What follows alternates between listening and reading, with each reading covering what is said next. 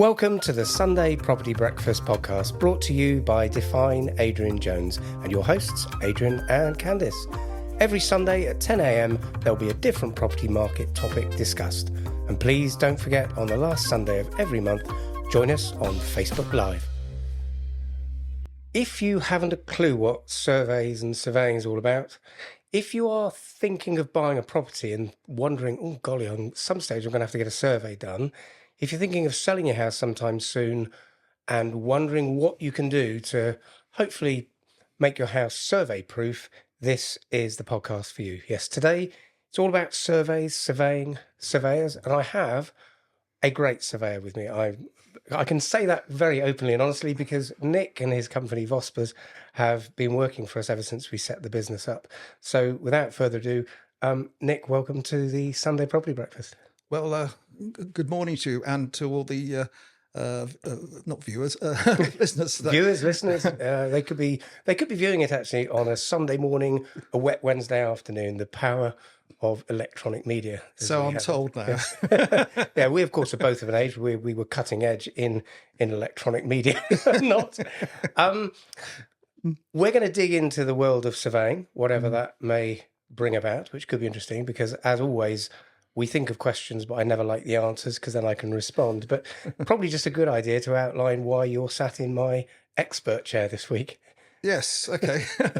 Well, it's if you're listening to me, you probably won't notice it. But if you're watching me, you'll probably see there's a fair amount of grey hair on the top of my head, and that's probably indicative of the fact that I've been qualified as a chartered surveyor for just over 45 years now. So. I dare say it's we've seen an awful lot happen in that period of time, and I'm sure we will talk about some of the more topical matters now. But during that period of time, I've been able to work in very many facets of surveying. Started off as a residential surveyor, moved over to the commercial side, developed from there into various specialised areas like rating and other bits and pieces like that. And then just before the great financial crash in the 2006, I wasn't happy with the large operation I was with at the time, so set up Vospers, which was probably the right thing to do because at least during those very early years, very difficult financial times, at least we had some idea of what was going to happen as opposed to really not expecting. There was a job that you could see the writing on the wall, so to speak. Yes, I think. From my point of view, the particular operation I was with at the time was heralding itself as being the king of the tertiary lending sector. And painful. I know. I worked for a developer at that time, and we had it was an Irish development company. Oh, I see. That in itself, probably from a banking point of view, now has a history. Yes. And that some of that lending was. Didn't have a lot of room for it to go wrong, I will say. A little more than that, probably. I think I know what you're talking about. Yeah. We probably better be limited in those guys. So you're the founder of Vospers? That's right, yes. Vospers itself is a 300-year-old history. Originally started as a boat builders in Chiswick. No way. Built up to be one of, the company was...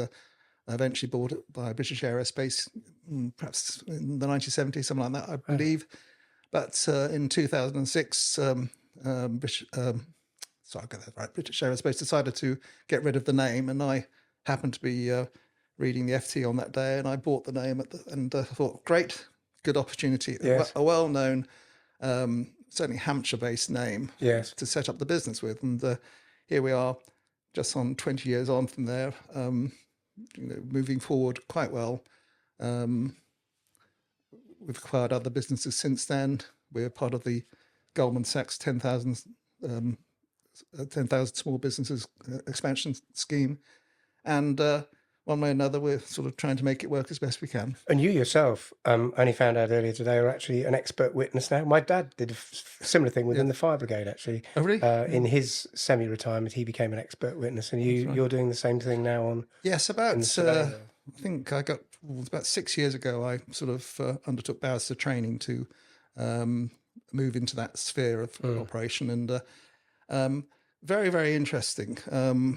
I've probably conducted around between 160, I think it's about 170 cases since then, varying from, dare I say it, sort of, oh yes, the famous one is the the poor construction of a patio somewhere, which carried on from more or less the day I first got qualified as expert witness until only about a few weeks ago. No way. And incurred a very large six-figure legal fee, but that was perhaps an extreme. But generally speaking, I'm brought in on the valuation or minor building works sort of dispute as such. And I think the important thing from my point of view, representing, I suppose, the consumers, is that underneath all of that wealth of experience and information and grey hair and all the rest of it is just, from my point of view, a really well-run business that I can genuinely say, and if you are a client and you weren't happy, tell me, I can genuinely say that every single person who's had a report from you, whatever the sort of property they bought, however new or old and its condition, have totally valued the report they've got back. And we'll talk in a moment about those reports. Otherwise, you wouldn't be sat there if that wasn't the case. That's good to hear. Before we dig into the consumer side of it and what surveys mean, what's going on in your world, the surveying world at the moment? Well, people often say that a surveyor's job is sort of almost a jack of all trades and master of none. I mean, the fact is there's a very wide range of new issues always changing. I mean, for instance, at the moment, we don't rightly know what the new government's policy to housing, well, we have some idea of what they want to do. They want to improve the housing stock in this country and also the supply situation. Yeah. Great. But we don't physically know what that means yet. You know, we don't know how it's going to affect people in this area, or whether it's, we do know that the Deputy Prime Minister is wanting to push through a lot more planning consents in areas where it's quite possible there'll be a lot of outrage, but we don't know. You know, that's on the housing side, but there's still, certainly at the London end of our operation, we still don't fully know the full extent of tragedies like Grenfell and how it could or will change the complexion of what we do. Those are just two. To what extent, as a body of surveyors, not you, personally owning and significant business within it, but as a group, to what extent are you really properly consulted so that when legislation is made, it's broadly in keeping with your advice and what you knew was going to happen, or do you suddenly get thrust upon unworkable practices? Well, I think at this point we would point out we are a registered firm under the we are members of the Royal Institute of Chartered Surveyors. Yeah. Probably the bona fide property consulting profession possibly in the world, and they do a lot to make sure we're well informed. Okay. Quite apart from the fact that as part and parcel of our professional training and our professional membership, we undertake to do at least, I better get this right. Well, I like to see everyone doing at least 40 hours of CPD, continuous professional development each year, because you just need to. There are so many things happening all the time, and you might just get a planning issue in Surrey Heath, which will really affect the way we value certain properties in that area. That sort of thing. If you're not on top of it, and it changes all the time, you won't be in business for long, put it this way. So a classic case really is if you don't train, you learn. I'm now a surveyor, and for the next 30 or 40 years, I just do my job. Your job changes every week, every month, every government, every... Well, I think I'm very lucky to, as I say, I've been qualified for a long time. There's not many days I don't go home learning something new. Yeah, I like that though. And I think that's, as long as that's the case, although my better half probably thinks I ought to stop thinking about that. I agree with you completely. I genuinely do. It's usually created by problems and issues, but I've said this many times to clients whose sales aren't easy. They actually are the most rewarding at the end of it. The ones that Yes. go through without much of a mumble, you know, that's fine. That's great. And thankfully they are, they make up the majority, but the tough ones, the difficult ones, for whatever reason, they are more rewarding. Yes, within my career, I was actually an investment agent with a West End firm, and it was a very interesting. I suppose I know you deal with the sort of residential end of the market. This is very much central London commercial investment work, Yeah. and probably over a period of time, again, sort of best part of 200 transactions were undertaken in the late 1980s. So that's how long ago it was. Yeah. And you're quite right. It's you learn something new from every one of those transactions, and I'm sure that's the case with where You you went are at Stratton Parker, were you? No, I was at Chesterton's. Okay, because I was at Stratton Parker in the late 90s, early noughties. Very much on the residential land and new homes side. Very well. I knew them very, very well. Part of those. Yeah. So back to the consumer side of things, I thought rather than just say these are the types of survey you can do, which make it very formulaic, and I would always point out within these podcasts, this is not an A to Z of surveying in the same way that we've done podcasts on downsizing and decluttering. This is all a snapshot to give people a thought of, I'd never really thought about that. I really ought to talk to Adrian, talk to Nick about what's going on. I thought it's better to have a couple of scenarios, and I'm going to go in chronological order here. So I'm going to be a buyer. So I'm looking at a 7 or 8 year old new home. Developer's name will not be mentioned. There are obviously loads of them around. So I'm buying a 7 or 8 year old home. I've been told it's got a bit of a guarantee. The agent has probably said to me, I don't need a survey on that. It's still got a guarantee. Where would your stance be on that? Well, I'd actually go one further than that, actually. I mean, we've you're looking at a 7 or 8 year old property. In actual fact, there's justifiable reason for you to get a surveyor involved in even a brand new property sometimes. I mean, without going into greater detail, one of the class actions I've been involved with over the last 7 or 8 years was in connection with a major developer who had forgotten to insulate most of their first phase of a development. It was interesting. I cannot say any more than that anymore. Yes. But at the end of the day, we know where that development is. We know that for the future. Yes. But that's just one case in point. I mean, we have done quite a few, as you might say, snagging lists. Yes.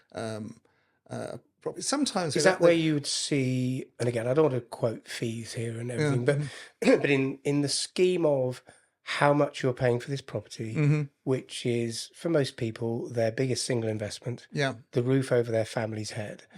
The way you would look at it is just for a little bit more expense when you're buying, you get something that tells you more about your property and would pick up a major issue if there was. I think that's true. I mean, it's not across the board. I mean, dare I say it, we're fairly lucky in that, as a team, we've got a good idea of the quality of builders and what can go wrong. So we do sort of tend to give advice as to where we think you might have to do something, where you don't need to. And case in point recently was an individual development, very pleasant on the face of it, a very pleasant development, not very far from Farnham, where when we really got down to doing the snagging list on this particular property, there was about sort of 30 or 40 bits which had to be dealt with. Plus, also, we highlighted an aspect of the potential access to the property, which when the lawyers got into it, they suddenly realised they couldn't let the buyer buy the property. So I mean, that's a sort of the way we look at it. We sort of sometimes we can say, you're fine, these people are good, no problem, we don't need to do anything for you. Other times we can probably say we think you ought to do it.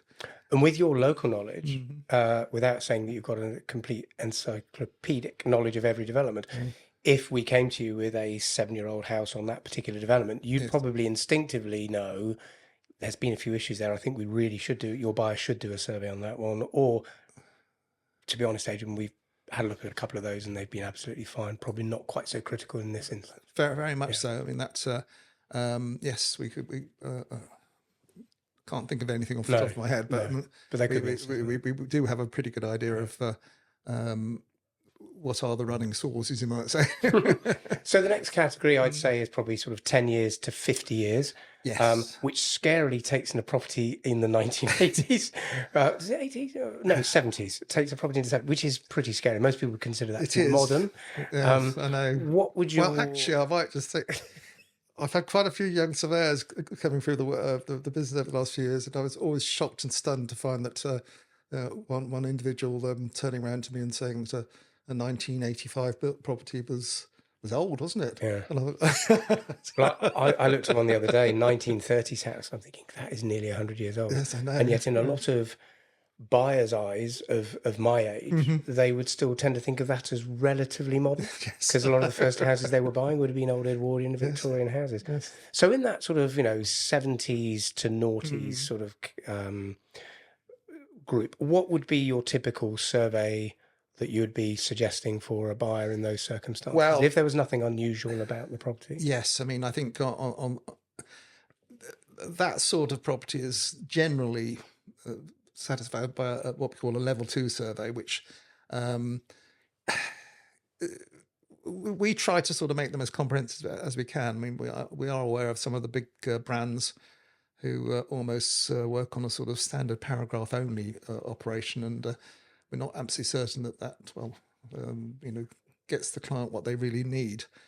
We do try to personalise even these sort of reports, and where we know things which might not always be shown up in a level 2, we will probably sort of add a few extra comments, or at an early stage, if we know there are more problems, we will guide people towards a more detailed survey, just because of our own knowledge of an area as such. So if you go down the level 2, which by the way, and that survey, if you see it, there's an awful lot of information in there. To the untrained eye, I would say, well, what is the next level up? And it's only when you see that you realise how much more you can say. So that's a pretty detailed report. If you are doing a level 2 on a property I've given to you, say an 80s property, which we can't, the owner is genuinely not aware of anything problematic. We haven't seen anything. The buyer isn't aware of anything. You go and do a level 2. Would that flag up something more serious on the property that would then require further investigation? Yes, typically? It would do, actually. I mean, I think that there are limits to, I mean, the difference between a level 2 and a higher level of a survey, we do physically contain them within our sort of our terms of engagement, because we don't charge so much. We cannot afford to go into great detail, but we can at least give pointers as to where they should be getting more advice. Yes. And or if and it has happened occasionally, if we actually having quoted for a survey, get to the property and suddenly realise we've got a lot more problems here than we think. We generally do try to get back to a client and say, look, we've got to, we recommend we step it up to another level. Okay. Because you really must know about a lot more things which we, hadn't taken. And you'd almost do that, what I'd say, mid-report. So as soon as the surveyor goes. We've actually done that on site. Yeah. On a number of occasions. Ultimately, you can't be absolutely precise about what you're quoting for without seeing the property. Having plenty of local knowledge in the region, I mean, we've got a pretty good idea of what we're going to get. But just occasionally we may get it wrong, and you suddenly realise that there's on ours, we try and in our brief, I know, that's true. In our brief to you, we obviously tell you the factual information, but we then say not aware of anything. Yes. We think the conservatory is a bit leaky. We might need to check the chimney. From my untrained eye, it looks a bit wonky, and there's a smell of damp in bedroom 4. But in the main, we are untrained eyes. I'll come on in a moment about. In fact, I think it's a good time to talk about it. You are bad news for everybody, because if I'm the buyer who's been looking, in the areas we cover in Cornwall and in Hampshire, and been trying to find the property, you finally found the one you want. You finally are the chosen buyer in the position because you're in a position to buy it and you've agreed the price. As a buyer, you don't want to hear that there are things that need doing that you haven't seen. And we're very clear with our vendors about this. We always say to them, if a buyer makes an offer, they need to make the offer on what they can reasonably see. So don't come back and say it's single glazed and that there's a few roof tiles missing, there's a bit of damp, because you knew that when you viewed it. And what we do say to our owners, if something else comes up that nobody reasonably could have foreseen, you as an owner are going to need to enter into discussion about this. Yeah. But you've obviously got a buyer not really wanting anything to throw it sideways, and definitely not an owner. Yes. And as we all know, there are owners who will not tell us about problems they've got.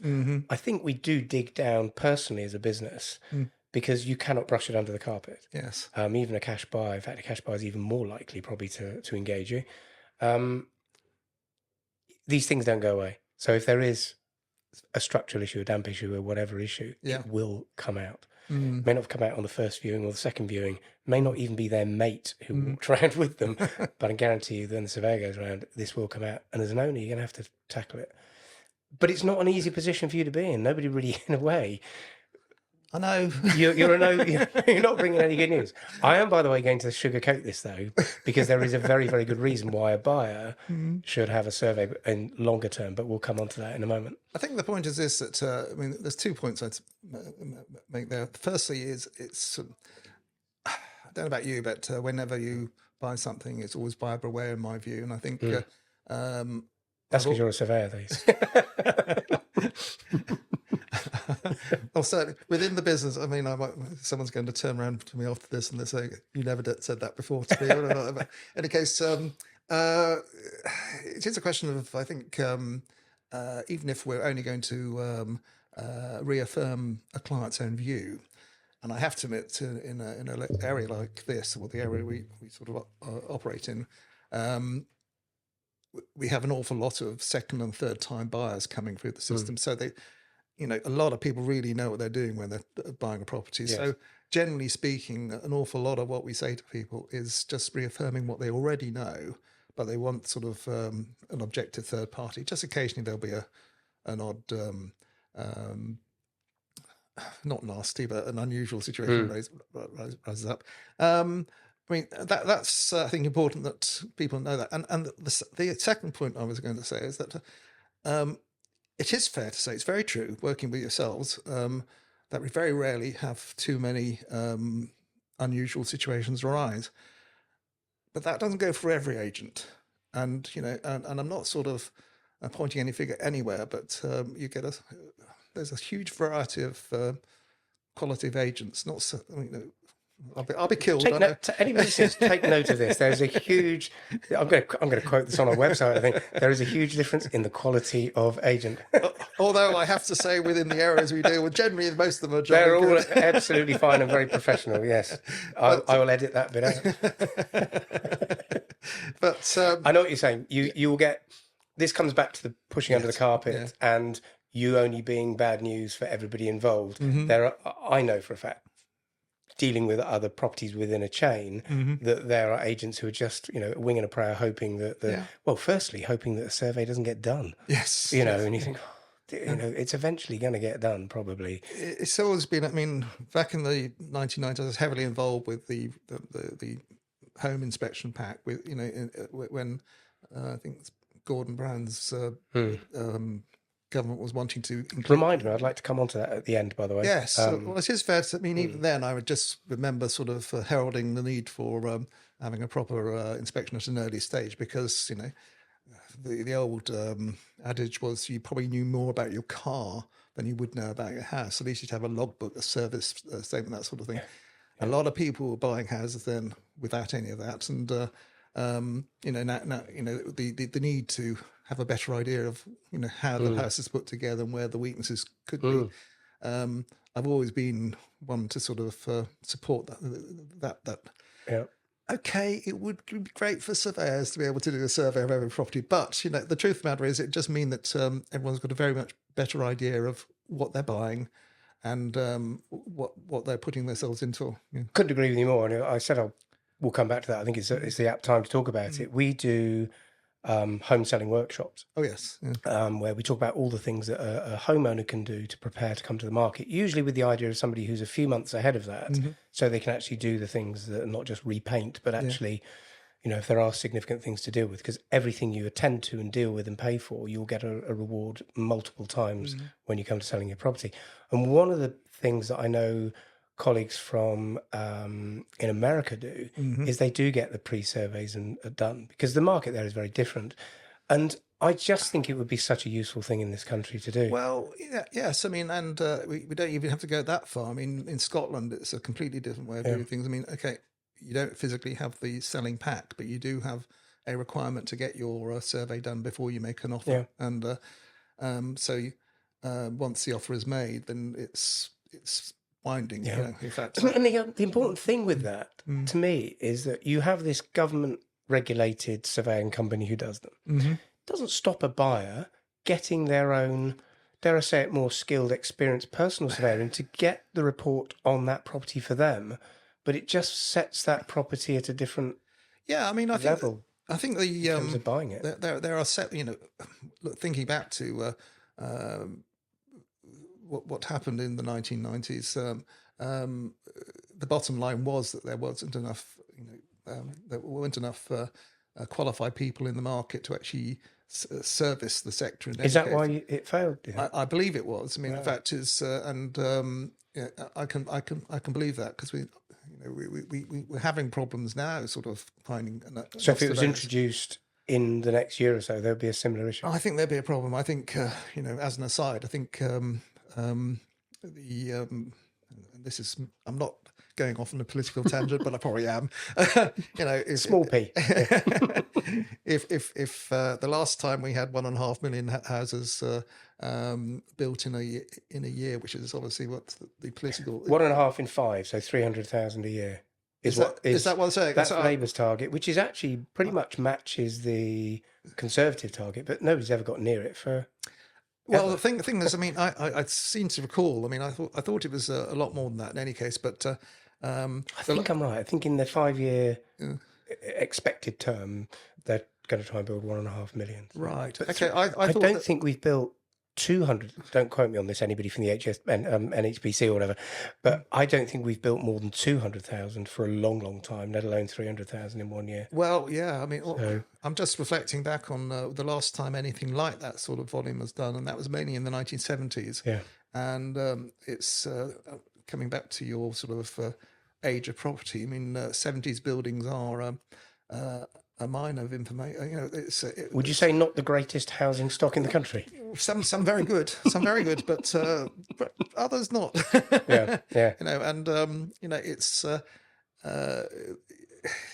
inevitably with if you are looking at that sort of increase in volume, I question whether the building industries can actually cope with the building it. industry in all its guises. Yeah. No, I mean, we've already had sort of labour supply problems since the Brexit situation, and I can't see how you could really sort of massively expand that market. Yeah, wouldn't disagree. I can see how you could, over a 5-year period, get up to that as a rate. I don't know how you start from 100,000 or so and accelerate to 300 overnight. I don't know. Through planning and builders and everything else. But quite often people don't listen to old people like me. So, and of course they should. We'll talk about level 2. Then level 3 then presumably starts to come in.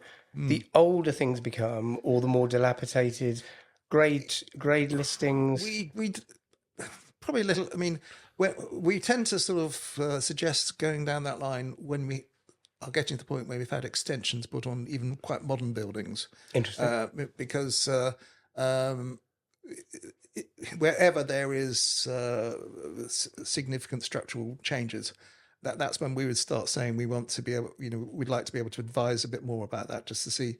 I've just remembered one you did. Oh, have you? Yeah, I have actually. And it was fine, although in fact it brought up other issues about drainage, which is a separate point. You advised on one in Church Lane in Hartley Whitney for some buyers from Bermuda who are coming into the country. And it was a 50s house, really, really good condition. And the survey subsequently proved that it was, apart from a few things that you're obviously going to pick up, it was in good condition, and the extension was done well. But you recommended a level 3 because of the extent of the survey, because they'd basically done a classic knock the back out, big Yeah. open plan room, lots of glazed ceiling and everything. Mm. And it came back and said, it may be in great nick, Adrian, it may only be a 50s house. We need a level 3 on this because Yeah, of the level I of mean work that's that been that, done. that is pretty well what we tend to advise. Yeah. Uh, Because it there's more just chance of it going wrong than yeah, what's been there for basically 80 years. it's also a question of trying to work. I mean, it's I suppose uh, a building has to talk to you, Yes. to be able to sort of tell you what it's done. It sounds now that's very old fashioned. It's probably something to do by Norfolk back there, and but it's true. I mean, you spend I spend at least 10, 15 minutes time whenever I'm looking at property, just looking at what's happened and working out where it's going, what's problem, where the structures can be. Obviously, we only do a sort of surface level inspection, but we still have to have some idea of what might have had to happen to get there. If you're knocking out a structural wall, what we would expect it to be there. This one had been re-rendered, for example. Yes. And there was cracked render. Yes. And of course, that raised, this is me wearing my non-surveying hat. It was the actual building moving, or was it actually just poorly applied render? Thankfully, it was just not very well applied render, and it was just cracking and blowing off the with brick. the summers we've had, not so much this year, but over the last few years, was it just thermal movement? I mean, Pretty hot today, though. yes, but we forget the fact we've gone through at least 2 or 3 summers over the last 5, I believe, where the ambient heat levels have been so high that it's. I mean, I think I seem to recall about 4 years ago being called out to various properties, and they're all south-facing properties, and people were wondering why these big cracks are occurring. Well, it is only thermal movement. It's called it. It's these are properties which we hadn't surveyed originally. They're just they were worried about cracks appearing as such. And, I mean, sorry, that's an aside. That's sort of the nature of the topical type of business this is. You have to be aware of what's going on all the time, really. I wanted to think of one thing right at the end. Having said you are the masters of doom, and nobody wants to hear your news because it's never good news for anybody other than, oh, thank God the survey's been done and it's all okay. To me, there is. I once had a vendor. This came into my head a couple of years ago. A vendor of mine buying. I actually can't remember whether they engaged you or not. That is irrelevant to this point. They said in the course of the sales progression, they said, "Oh, we're having our survey done. Blah blah blah. We hope it's bad so that we can knock the price down," which I found a very, very curious thought. Because the way I look at it is the survey is not a stick to beat the vendor's head with. The survey is something, and I've got a business idea here for you, by the way. To me, the survey is, firstly, it's, are the bank happy with it? And as the buyer, are you happy that it's broadly in the condition you want and there's renegotiation has taken place and you're able to buy and you go ahead and buy? But for me, what it is, this comes back to your car analogy. If you bought a second-hand car, 5 years old, with its full service history, somewhere in there, or the main dealer, they'd say to you, oh, by the way, in the next 6 months, you're going to need to do that. In the next 9 months, you're going to need to do that. And that is what your survey provides. It broadly tells you, watch out for that. Keep an eye on that. In 5 years' time, you ought to do that. I think, apart from that being the real value of the survey, Yes. not to beat the vendor up, and not to make you worry what you bought. That, to me, is the real value of this big, expensive asset. I think there's a business opportunity here, is going back to every buyer a year after completion or survey date, when hopefully they bought it, and saying, shall we have a look at your survey? And have a look at the opportunities that there are for you to make sure you look after this property for the next 20 years. So that you don't just do a new kitchen, but you actually look after that flat roof and the other issues. I agree with you. I mean, I think I've been coming back to my thoughts on the house pack, which we're talking about. I mean, I've certainly it's become more and more apparent to me in recent years. I mean, that with technology as it is, that there must be some way in which things can develop from the survey approach now to being more proactive in the future. I mean, and I mean by that, when we go and do a survey, we're taking a snapshot on a certain date, and that's pretty well it. And okay, we are indicating what all the potentials could be, but there's absolutely no reason at all, especially with blockchain technology and other things like that, that you couldn't almost sort of operate a house file concept whereby firms like surveyors were partners with owners, such effectively sort of making sure any changes, anything to the property are tabulated all the way along the line, in such a way that when you did come to buy or sell the property, there was already made house file, which was underwritten by a firm of chartered surveyors. Which comes back to your brilliant car book analogy, because again, if you bought this 5-year-old BMW, you don't have to go to the BMW main dealer. There could be a very, very good car repair firm who do it all in keeping with BMW parts and everything else. But there's this log kept of something which, pluck a value out of the air, is going to have a value of, say, 40,000. And yet people don't do it with something that has a value of probably many, many times that. It's curious. Yes. I mean, if a basic house is costing you sort of, £340,000, But if you're talking about where we're working, it's more like 600. Very much. It is a situation where, and don't get me wrong, I have come across very organised households where they supply you with that. Yes. And that's very helpful. But, the 2 points, the first thing, of course, is, if you did something like that, you would have to have some independent verification system. And that's really where the role of the chartered surveyor or the property professional will probably move to. Yes. If that was taken up in the years ahead. I can start talking about that now because I'm probably, towards the. But that to me is, again, coming back to the positives. I slightly cheekily said that the negatives of the survey thing, because it isn't always going to be good news. The positives are you get this brilliant report on the health of your house, however good or bad that will be. But importantly, it's future health. Yes. And then I'm just off the top of my head, I'm thinking, well, if you really organise this property, you could then be talking about suggestions for making it more eco-friendly. You could, its suitability for whatever those products may be, whether they be ground source, heat pumps, or solar paneling, whatever it may be. All of these positive things that will take this living and breathing property into the future, retaining its value, making it more valuable at the point at which you need to move. Absolutely.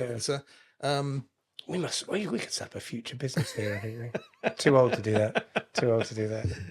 So we could probably more suitably share a good bottle of red wine, which, having given up drinking for now 40 days. Oh, yes, I've only got a few more to go before the big birthday. A glass of red wine is really, I shouldn't have mentioned that at this time of day. Nick, I think that is a really brilliant little snapshot of a lot of what's going on. I obviously know most of what goes on in the world because we live and breathe in the same world, but there's some interesting thoughts there on where it could go and what it's about and what's happening in your industry.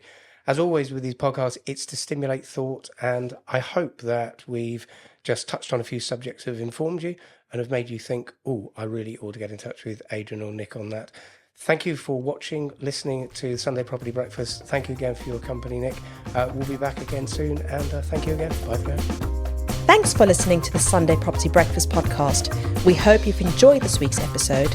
Please feel free to share it with anyone you know who you think might benefit from these exclusive market updates. And if you have a question that you'd like us to answer directly, then just email adrian@define, that's DFINE.co. See you next week.